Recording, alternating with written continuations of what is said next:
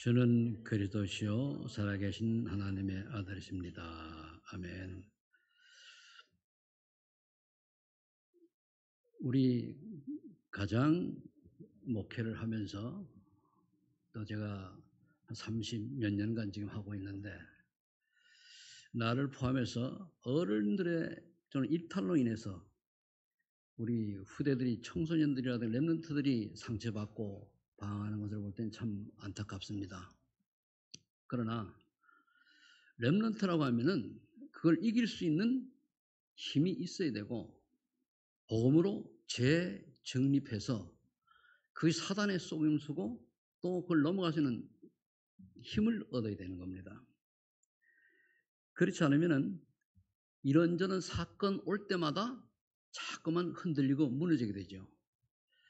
물론 어른들이 잘했던 얘기는 절대 아닙니다.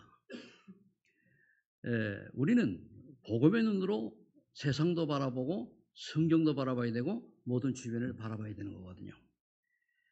왜 우리가 이런저런 소리를 들어가면서 이 길을 가야 되느냐? 복음 때문에 그런 거거든요. 저는 기독교 대한성결교회 출신입니다. 서울신대에서 6년 공부했어요. 그래서 여기까지 왔는데, 정말로 우리가 예수 그리스도의 비밀을 안다고 할 것 같으면 그때야 운명 바꿔지는 거예요. 그렇지 않으면 우리가 바뀐 것 같은데 또 바뀌었더라 속죠. 그래 늘 쳇바퀴 돌듯이 그러다 오늘 종교화가 되어져 버립니다. 오늘 서론에 왜 시작이 중요한가? 아무리 학벌이나 능력이 있어도 시작이 틀리면 인생의 방향이 틀리는 거예요. 제가 지금은 이제 이름은 기억이 안 나는데, 미국에서 그 남북 전쟁이, 노예 해방 전쟁이 일어나고 끝난 다음에 두 청년이 제대하면서 한 사람은 술집으로 가고 한 사람은 교회를 갔어요. 그런데 나중에 한 200년 정도 흐른 뒤에 조사해 보니까 술집으로 간 집의 후손들은 완전히 그 좀 타락하고 범죄하고 마약 중독자 이런 사람이 많고, 교회로 간 사람의 후손들은 그 사회에 꼭 있어야 될 사람, 지도자, 뭐 이렇게 중요한 일에 하더라는 얘기를 본 적이 있습니다. 그게 뭐냐면 처음에 출발은 같은데 다른 길을 가니까 나중에는 달라지는 거예요. 교회 역사가 그렇습니다. 그래서 성공과 노력이 필요하지만 정답은 아니고 진짜 응답은 하나님 주신 시작을 붙잡을 때 온다는 겁니다. 그래서 우리 어른들의 잘못 때문에 우리 후대들이 상처받지 않도록 여러분들이 좀 잘 지도해 주시기를 바랍니다. 자, 나는 이제 나는 여러분입니다. 하나님의 절대적 계획 속에서 가문의 운명과 시대 운명과 민족의 운명을 바꿀 자로 부름받았다라고 하는 확신이 와야 돼요. 그래야 우리가 남은 자요, 또 남은 그루터기에서 새순을 키울 수가 있는 겁니다. 그루터기가 있어도 새순을 키워내지 못하면 그건 죽은 그루터기예요. 그러니까 뭡니까? 남은 자인데 남는 자가 안 되고 남을 자, 남길 자가 없는 거예요. 그러니까 얼마나 황당합니까? 후손이 없는데. 그래서 우리는 오늘도 예수 그리스도를 좀 더 분명하게 알아야 되겠습니다. 사도행전 10장 1절 4절에 보면은 바울은 회당에서 운명을 바꾸는 이름 그리스도를 설명했습니다. 오직 그리스도가 되어질 때 불신자들의 운명이 바뀌잖아요. 제가 그 운명이 바뀐 사람이 하나죠. 또 신자가 오직이 안 되지면 신앙생활이 안 돼요. 왜냐하면 사단이 공격을 하거든요. 그러니까 신앙생활을 하고 교회는 오고 예배는 드리는데 뭔가 마음에 차지가 않아요. 왜냐하면 오직이 안 이래서 그렇습니다. 그냥 예수 그리스도가 아니고 오직 예수 그리스도여야만 되는 줄로 믿으시기 바랍니다. 또 렘넌트는 이게 오직이 안 되면은 어른들 걸 보고 그대로 배워가지고 인생이 고달퍼져요. 우리나라가 저는 참 아픈 미래를 낼 때 원래 참 답답한 게요. 이런저런 일들로 인해 가지고 렘넌트들에게 복음이 각인되기 전에 다른 게 들어갈 수밖에 없는 불신앙과 또는 원망과 불평과 이런 게 들어갈 수밖에 없는 현실이 너무나 안타까워요. 또 주변에 복음 올바로 가진 분들이 바로 설명해 주면 되는데 거기다가 또 다른 걸 전달하니까 애들이 완전히 헤매는 거예요. 그러니까 뭐가 뭔지도 모르고 복음도 이해 못하고 그냥 막 거기 동조해가지고 딱 일단 불신앙에 딱 들어가면은 이거는 진짜 성령의 역사가 아니고 빼어내질 못해요. 그럼 다른 길로 가는 거예요. 시작이 틀려지는 거예요. 그냥 안타까울 뿐이에요. 그래서 우리가 오늘 몇 가지를 알아야 되겠는데 영세전에 감추는 이름 그리스도 창세기 1장 27절 보니까 우리가 그래서 우리가 우리의 형상대로 사람을 창조하자 의논하시고 27절에 하나의 형상대로 사람을 창조하셨단 말이에요. 그러니까 이때 우리가 할 때에 성부, 성자, 성령 하나님 같이 있었던 거예요. 그래서 이분이 오늘 우리 읽은 대로 요한복음 1장 4절에 보니까 이분은 뭡니까? 태초에 말씀으로 계셨던 그분이 누구냐? 그리스도입니다. 예수님이죠. 이 말씀이 하나님과 함께 계셨으니 이 말씀은 곧 하나님이시니라. 그러니까 태초에 하나님과 함께 계셨고 그로 말미암아 만물이 그로 말미암아 지은 바 되었으니 지은 것이 하나도 그가 없이는 된 것이 없느니라. 그 안에 생명이 있었으니 이 생명은 사람들의 빛이라. 그런데 빛이 어둠에 비치되 어둠이 깨닫지 못하더라. 그래서 우리가 예수라고 하는 이름은 그리스도께서 인간의 몸을 입고 오셨기 때문에 예수라고 하는 이름이 붙여진 거예요. 그리고 이분이 오늘 14절에 보니까 말씀이 육신이 되어 우리 가운데 거하심에 우리가 그의 영광을 보니 아버지의 독생의 영광이요 은혜와 진리가 충만하더라 그랬습니다. 근데 그 앞에 보면 뭐라고 되어 있습니까? 제가 일부러 교동문을 넣은 이유도 한 번 더 보라고 똑같은 걸 넣어서 찾아서 그가 9절에 참빛 곧 세상에 와서 각 사람을 비춘 빛이 쓰나니 예수 그리스도를 말하잖아요. 그가 세상에 계셨으며 세상은 그로 말미암아 지은 바 되었을 때 세상이 그를 알지 못하였고 어느 정도 알지 못했습니까? 예수 그리스도를 십자가에 못 박았잖아요. 예수님을. 나를 구원하러 오신 그리스도를 십자가에 못 박았어요. 이게 우리가 복음을 모르면 그런 결과를 초래할 수도 있는 거거든요. 자기 땅에 오매 유대인 땅에 왔죠. 자기 백성이 영접지 아니했단 말이에요. 그런데 영접하는 자 곧 그 이름을 믿는 자들에게는 하나님의 자녀에게 권세를 줬단 말이에요. 이스라엘 백성이 영접하는 아직도 그 유대인들은 예수 그리스도 영접 안 했잖아요. 유대인들은 아직도 예수님 안 믿는 거예요. 그러니까 수천 년간 나라 없는 서름을 당하고 이제 겨우 이스라엘의 그 땅을 차지하고 있는데 계속 지금 전쟁 속에 있지 않습니까? 그게 하나님을 모르고 하나님을 떠난 그 민족들의 결과예요. 근데 13절이 아주 중요한 게 이는 예수가 그러다라는 사실을 영접하는 그 은혜는 혈통으로나 육적으로나 사람의 뜻으로 나지 아니하고 오직 하나님께로부터 난 자들이라. 그래 하나님 선택한 자들. 저는 이걸 볼 때 감사가 나오는 게요. 어쩌다 나 같은 인간이 저 두메산골 촌놈이 30년 동안 교회 문턱도 안 가본 사람이 이 은혜를 받아가지고 어느 하나님 내가 남은 인생 벌레마도 못하고 걸레마도 못한 인간이 구원을 주셨는데 어떻게 살라고 하나님 저를 구원해 주십니까? 그래서 여기까지 온 거예요. 근데 전도와 선교를 마음을 담고 왔는데 근데 지금 여러 가지 일 때문에 참 마음고생하는 어른들은 조금 이해할 수 있다고 하지만은 애들이 그걸 보고 속이 타가는 거예요. 아픈 거예요. 설명을 해줄 수 없고.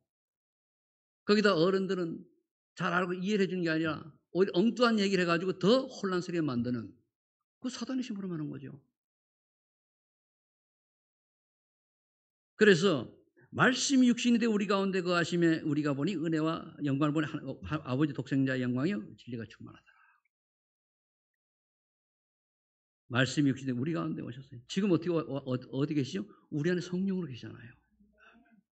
정말로 저와 여러분 앞에 성령께서 계십니까? 성령께 질문하시기 바랍니다. 정말 하나님 원하시는 건 뭔가 보세요. 저는 세상에 뭐 성공하지도 못하고 성공할 능력도 못 되지만은 세상의 성공과 부경을 위해서 저는 이 땅 살고 싶지 않았습니다. 뭐 그럴 능력도 안 되지만은 그러다가 하나님을 만나가지고 여기까지 온 거예요. 그런데 이 엄청난 운명을 바꾼 그리스도를 자꾸만 세상 요인이 모르도록 해요. 자꾸만 어른들이 렘넌트를 모르도록 한다니까요. 이런 안타까움이 어디 있습니까?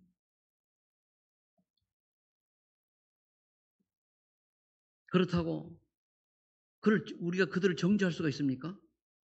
나도 그러라야만이 구원받을 수 있고, 나도 허물이 없습니까? 허물 많은 인생인데 다른 사람의 허물을 보고 이랬저랬다 말할 자격이 있습니까? 하나님의 절대 주권만 믿고 가슴 치는 거죠. 하나님께서 이런 속에서도 정말 성경적 전도운동이 주님 오시는 그날까지 이어갈 수 있도록 하나님께서 증거를 주세요. 좀 진작 좀 깨달았으면 되는데 하나님의 은혜로 그것도. 그러나 하나님은 저는 믿음 따라 역사할 줄을 믿습니다. 내 믿음대로 될지어다 그랬거든요. 요한복음 3절에 보니까 예수님이 십자가에서 지시면서 지시고 돌아가기 직전에 다 이루었다 하시고 숨을 거두셨어요. 뭘 이뤘습니까? 모든 인간의 근본 문제인 하나님 떠난 문제, 하나님 안 믿는 원죄, 그리고 뭡니까? 사단에게 잡히는 저주장, 영적 문제, 이거 해결하셨다는 얘기예요.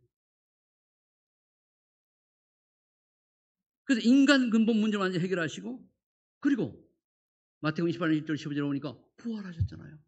사단의 권세를 깨뜨리고 죄가 없다는 증거로 부활하셨단 말이에요. 그리고 지금은 성령으로 우리 함께 하시오. 그래서 사도행 1장 11절에 보면은 천사들이 그랬잖아요. 너희가 본 그대로 주께서는 오실 거라고. 우리 그 주님의 재림을 기다리는 겁니다. 모든 길을 준비하신 분. 우리가 세상에 이것저것 한다고 해서 얼마나 우리가 가지고 얼마나 성공하고 얼마나 하겠습니까? 오히려 복음을 성공하면 그게 재앙이요. 그게 저주인데. 이것이 정리가 안 돼가지고 사탄은 우리에게 눈과 귀를 멀게 해서 자꾸만 세상을 바라보게 만들어요. 경제가 발전하면 발전할수록. 히브리서 9장 20절에 보면은 한 번 죽는 건 정하신 것이요 그 뒤에 오는 심판이 따른다고 그랬어요.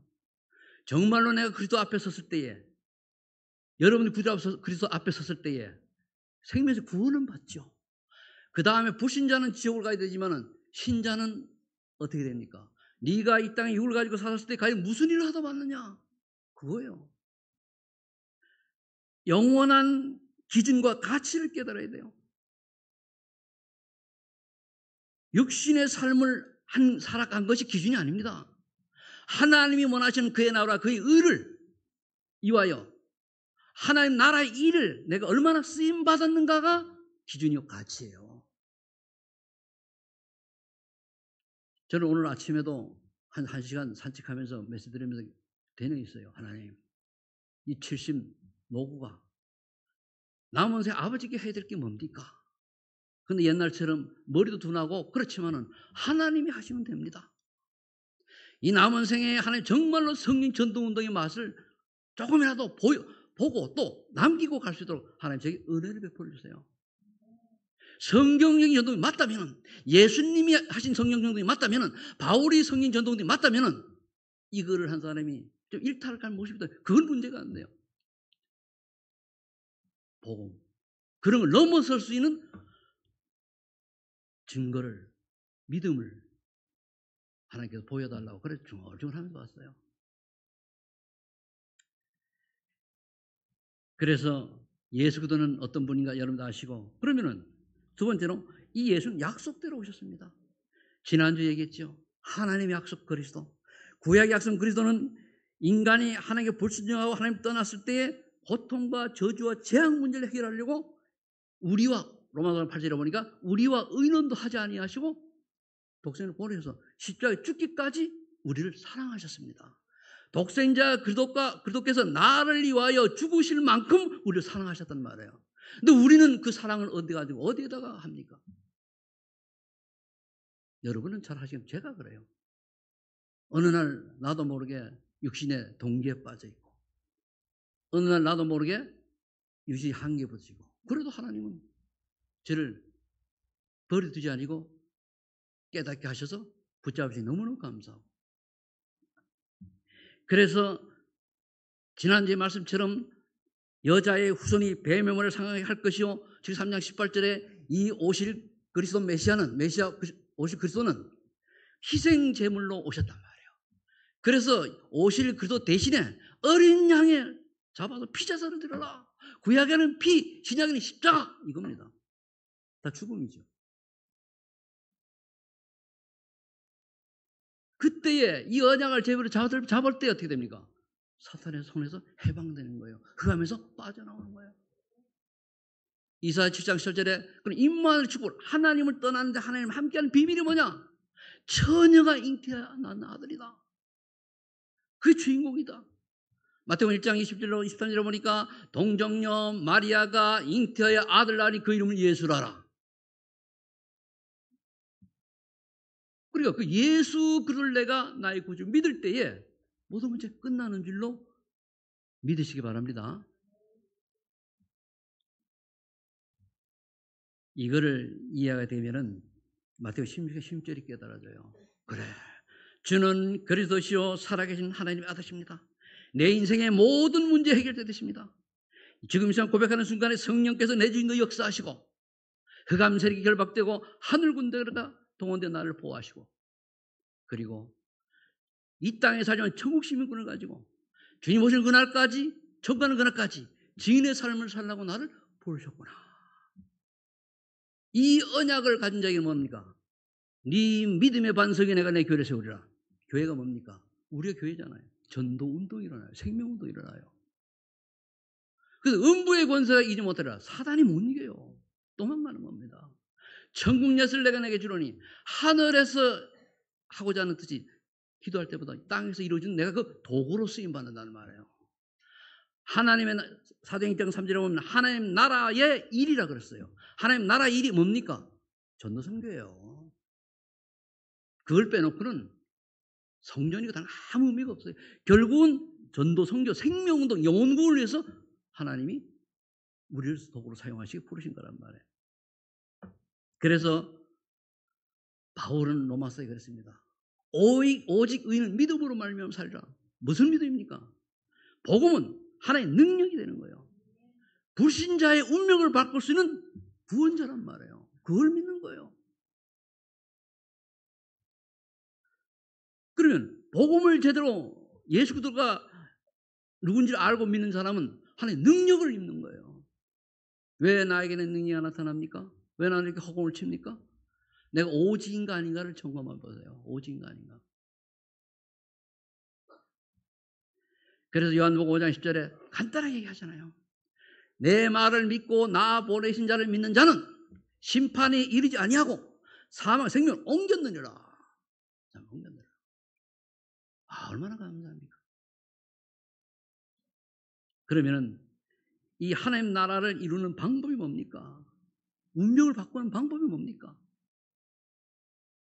요즘 나오는 집중력이나 제한된 집중, 선택된 집중, 원래 집중을 제한된 집중은 제가 찾아보고 딱 하다 보니까 그리스도께서 주신 것을 가지고 집중하라는 거예요. 그게 뭡니까? 마태복음 16장 10절에 복음을 누리는 집중. 그러면은 이 복음을 누리는 집중하다 보면 나도 모르게 조금 전에 얘기한 그대로 교회와 흑암과 기도 응답의 축복을 누리게 되는 거예요. 그러면 복음을 누리는 집중이 되던 고린도후서 5장 10절에 뭡니까? 새로운 피조물과 확신이 있어요. 나는 재창 지금 하늘이 전혀 안 되고 정말 문제가 많다 할지라도 이건 하나님 절대 주권 속에 있는 것이다. 그럼 하나님 주권 속에서 하나님 나에게 무엇을 하기를 원하시는가? 찾는 거예요. 왜 나에게는 고난과 갈등과 어려움을 주셨는가? 그걸 찾는 거예요. 이게 되어지면 내가 필요 없어요. 근데 거의 내가 원하고 내가 유익하고 내가 나는 나의 것 그러잖아요. 이거 찾잖아요. 뭐 저도 그랬습니다만. 그래서 은혜 받아야 돼요. 은혜를 받아야 이게 바꿔지는 거예요. 은혜 받은 여러분 되시길 여러 축복합니다. 이런 좀 어지러운 시대에 뭐라고 제가 여러분들 말씀드리겠습니까? 여러분 어른들이니까 정말로 복음을 깊이 하고 여러분들 자녀들에게 올바른 복음이 전달될 수 있도록 기도하시기 바랍니다. 그 놓치면은요 다 딴 길로 가요. 그 가는 순간에 뭡니까? 그거는 여러분들이 물론 다 다른 길로 간다는 얘기 아니고 갈 수도 있다는 겁니다. 베드로는 2장 9절에 보니까 그러면은 그렇게 주신 게 뭡니까? 우리의 그리스도의 대사 신분을 주셨잖아요. 네가 예수님께서 이 땅에 오시는 건 이유는 뭡니까? 전도하러 오신 거예요. 복음 전하러 오신 거예요. 자신이 복음의 주체지만은 그럼 그거 대신하라는 거예요. 내가 만난 그리스도, 내가 체험한 복음의 비밀, 복음의 능력, 이거를 전달하라. 이거를 너희 자녀들에게, 너희 후대들에게 신명기 6장 46절은 뭐라 되십니까? 이마에 붙이고 손에다가 써서 돌리고. 그래서 밤낮으로 뭡니까? 열심히 그 말씀을 애우고 보고 그렇게 하라고 하지 않습니까? 왜 그렇습니까? 각일 뿌리 처질되라고. 복음 놓치면은 다 사단에게 속을 수밖에 없는 거거든요. 이걸 기도하는 거예요. 하나님, 내가 복음 드린 집중이 되게 하시고 새로운 피조물 재창조의 축복을 받은 여기 되는 확신을 가지고, 그리고 정말로 그리스도의 대사의 신분을 하나님 내게 이 사명 감당해서 해달라고 해야 돼요.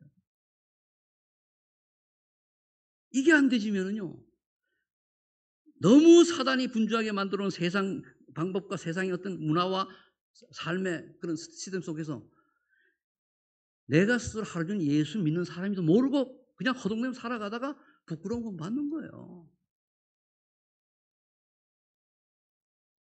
그럼 선택적 집중은 뭐냐? 그리스도께서 주신 거예요. 주실 것이에요. 사도행 2장 1절 4절에 성령의 역사와 5가지 응답이죠. 성령 충만 속에 5가지 힘이 있습니다. 영력, 지력, 체력, 정신력. 하나님 내게 성령 충만 주시고 하나님을 아는 지혜와 세상을 살아가는 지혜를 주셔서 모든 사람에게 예수가 그다는 사실을 보여줄 수 있는 그런 믿음의 사람이 되게 하시고, 건강을 주셔서 정말 하나님 주신 건강 가지고 마음 놓고 2, 3, 7 나라 5천 명 달릴 수 있는 축복을 허락하시고, 그 일을 감당할 믿음 따라 경제도 주시고, 그리고 인력, 제자, 팀을 만나게 해주세요. 그래서 어디에 뭡니까? 이 받은 사람이 받으면 눈이 열려서 구원받을 자가 보여요. 예비된 자가 보여요.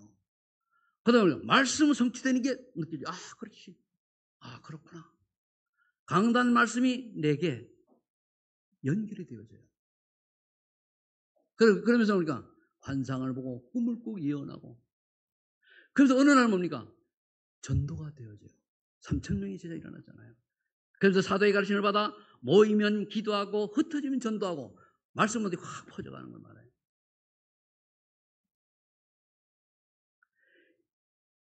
그러면 내게 이런 전도운동에 축복을 달라고 기도하는 거예요. 두 번째 뭡니까?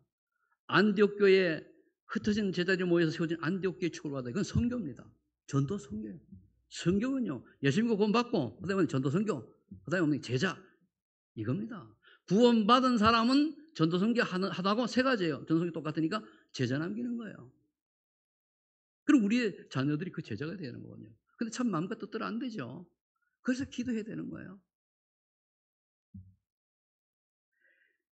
안디옥 교회에 흩어진 제자들이 모여서 비로소 이방인에게 복음 전하고 했더니 성교하는 교회가 되도록 하는 어떻게 축복하셨습니까? 천하의 기근이 들었는데 안디옥 교회만큼은 괜찮았어요.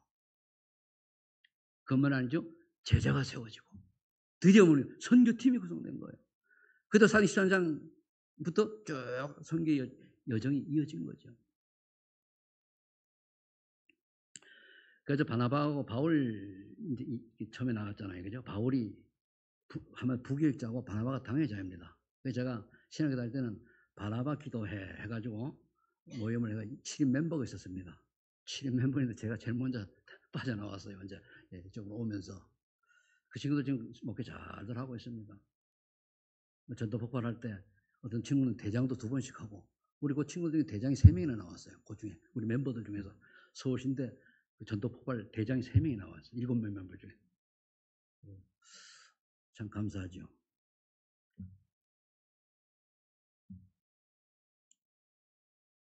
로마 16장 1절 14절 뭡니까? 결국은 이 제자를 남기는 거예요. 교회를 정말로 온 힘을 다 섬기는 십주인 같은 가요, 보호자 베베 같은 사람, 부자 아울 같은 동역자, 동시에 생명까지도 바쳤죠. 그러면 인정받는 자, 수고하는 자, 사랑하는 친척 같은 자. 이게 우리가 주실 겁니다. 받아야 돼요. 기도응답으로 받아야 되길 바라고. 근데 원내스 집중 모든 걸 살려놓는다면 나 때문에 주변 사람이 불신자든 신자 살아야 돼요. 나를 만나는 모든 사람들은 신자나 불신자나 살아야 돼요.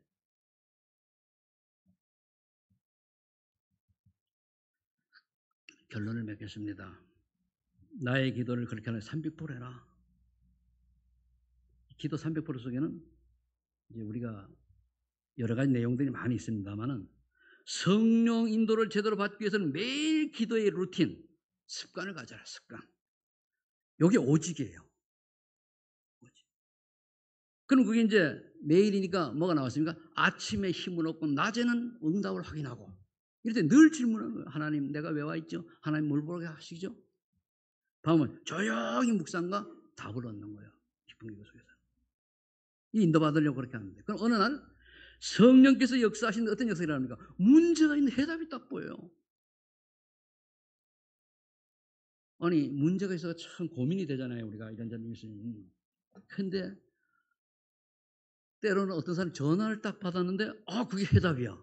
그러니까 마음이 탁 편해지는 똑같은 거예요. 갈등이 생길 때는 갱신하면 내가 넘어서면 돼요.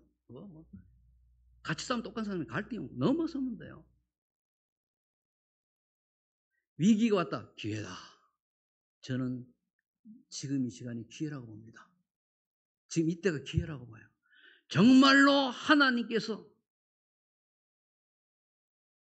오늘 13절에 나오는 하나님께로부터 난 자들을 모아가지고 진짜로 남은 자였는데 남는 자가 되고 남을 자가 되고 남길 자가 되는 사람을 하나님이 선별하는 건 혹시 아닌가 이런 좀 건방진 생각도 해봅니다. 그럼 이게 성령 역사죠. 이때 오는 게 뭐냐? 유일성이 딱 오는 거예요. 그래. 유일성이 응답. 다른 사람은 받은 응답인데 내게는 와 있어요.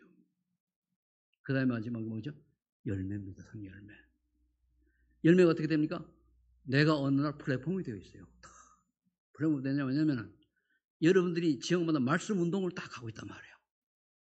그게 플랫폼이에요. 여러분 하고 있는 직업이 플랫폼이 되어 있어요. 거기 오는 사람들에게 말씀을 증거하고 복음을 얘기하는 플랫폼. 그러면 소문이 나오면 그게 뭐냐? 파수망대가 되는 파수대. 빛이 비친단 말이에요. 어디에 갔더니 어느 분을 만났더니 내 인생의 문제가 답을 얻었어. 그래 거기 가면 뭔가 문제가 해결이 돼. 그래서 안테나 소통하는 거예요. 말씀으로 복음으로 답을 주고 그 말이에요. 답을 주고 또 이제 같이 기도하고 그런 걸 만나. 이제 새로운 시작이라고 생각하시고 여러분들 삶의 현장에 말씀 운동이 일어나기를 예수를 축복합니다. 저는 그걸 애써서 안 할 겁니다. 하나님이 열어주시는 것만큼 열리면 갈 거예요. 열어지면 갈 거예요. 근데 지금 보이지 않게 의도하지 않게 지금 일주일에 제가 3번 합니다. 지금 3번 하고 있어요. 그건 내가 의도하지 않고 계속 몇 개월을 기다리다가 이제 온 응답들이란 말이에요. 앞으로 이제 곳곳마다 일어나겠죠. 이렇게 되는 걸 보고 우리가 뭐냐 재창조의 축복이 나타나는 거예요. 오직 다 연결이 돼요. 다 어려움을 조금만 복음을 깨달아지면은 다 연결이 되어져요. 일심전심죠. 다 연결되어져요. 그래서 운명을 바꾸는 그리스도가 여러분들 속에 항상 되뇌어지고 그분의 능력으로 세상을 살리고 여러분들 가문이 살고 운명이 바뀌어지는 또 여러분들이 후대가 복음 전하는 참 제자로 남는 축복을 받으시기를 예수 이름으로 축원합니다. 기도하겠습니다. 하나님 감사합니다. 운명을 바꾸는 그리스도 정말 오늘 우리의 깊이 마음속에 각인 뿌리 체질되어져서 우리가 가는 곳마다 간 곳에 무너지게 하시고 하나님 나라가 임하며 하나님 나라 일에 쓰임받는 우리 소망하는 게 전 성도들과 우리 자녀들 렘넌트들이 되게 하여 주옵소서. 주께서 역사할 줄 믿고 감사드리며 예수 그리스도 이름으로 기도하옵나이다. 아멘.